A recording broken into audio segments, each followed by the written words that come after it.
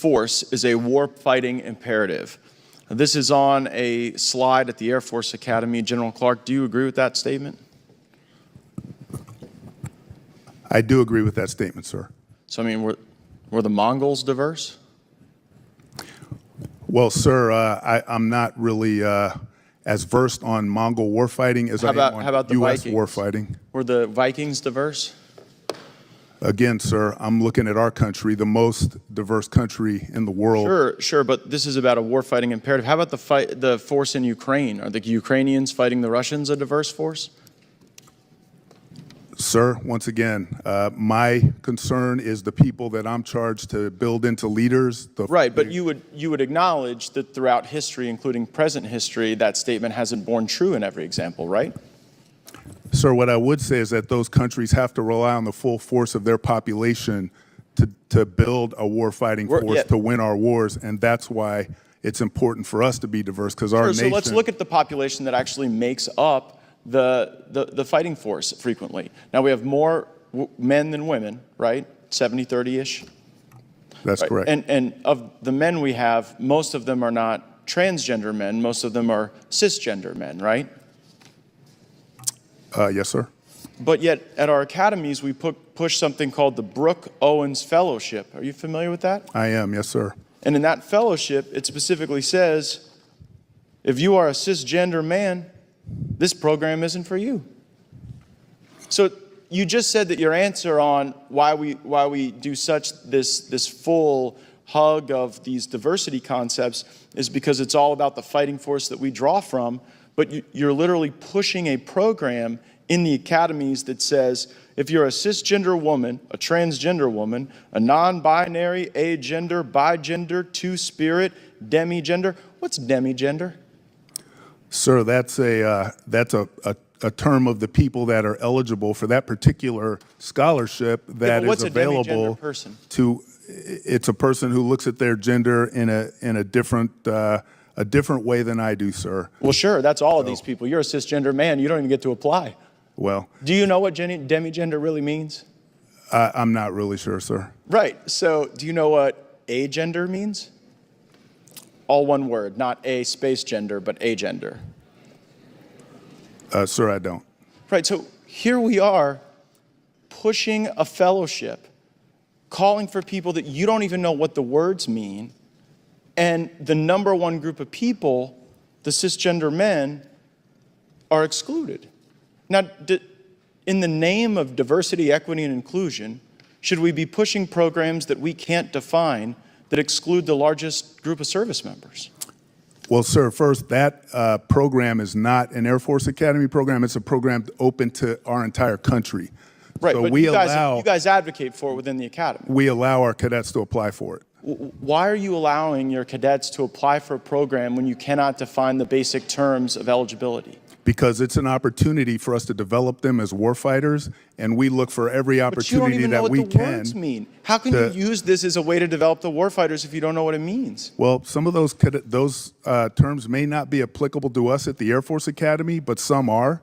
But if you don't know what they mean, it's hard to tell if they're applicable or not. So I think one of the reasons why some of this stuff has gotten into the academies is because we don't have the same oversight from the Board of Visitors. And, Mr. Chairman, I seek unanimous consent to enter into the record an article from the Washington Examiner entitled, "To Push Woke Ideology, Biden Illegally Gutted Military Academy Oversight Boards."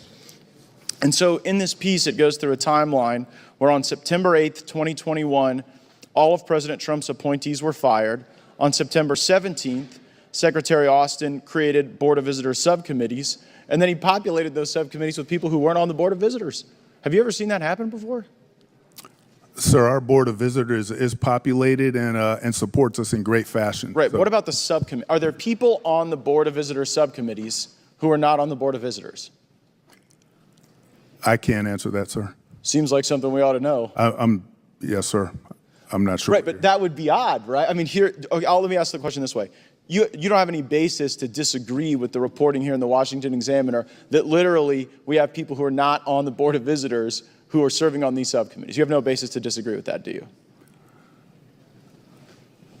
Sir, I'm not exactly sure the question you're asking, so I'll have to take that for record so I can understand what you're look forward to exactly what future you're rounds, I asking. hope. Thank you. Let's put the slideshow back up that we were discussing earlier. This was at the Air Force Academy instructing students on how to use inclusive language. We had Secretary Kendall here, and when we got into the whole mom and dad thing, Secretary Kendall said, yeah, we probably aren't going to tell students they can't say mom and dad. That was inartful. So if there are other things here that are inartful that you want to disclaim, that's a totally reasonable thing for a person to do. So I want to start with this contention that to be inclusive, cadets would have to not use the term colorblind or say we're all just people. Is there something wrong with aspiring to be colorblind in the United States military and particularly the Air Force Academy? Sir, I think it depends on how a person uses that term in context.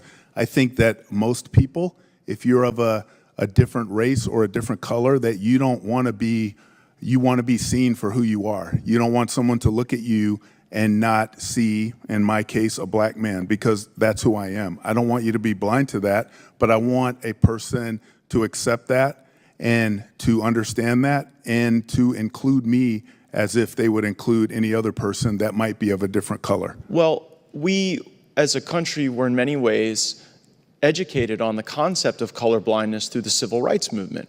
And in Dr. King's many remarks, he would talk about the virtue of judging one another not by the color of our skin, not you as a black man, me as a white man, but by the content of our character.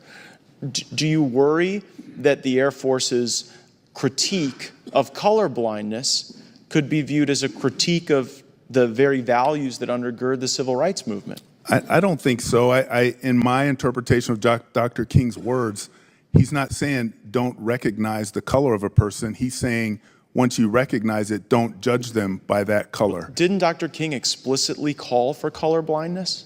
I think he called for what he said. Don't judge people by that. And that's what I meant. I want to use, because we're talking about specific terms and language. Right. So Dr. King did explicitly call for colorblindness, right? He may have. I'm not sure of when he did that. I'm just starting to think maybe instead of like teaching that we shouldn't say boyfriend or girlfriend or mom or dad or whatever, maybe we should actually get back to the core of the values of the civil rights movement, because if we learned about, you would be able to answer these questions more thoroughly if maybe we had a greater connection to the thoughts of Dr. King and maybe a little less Ibram X. Kendi. What about the statement, we're all just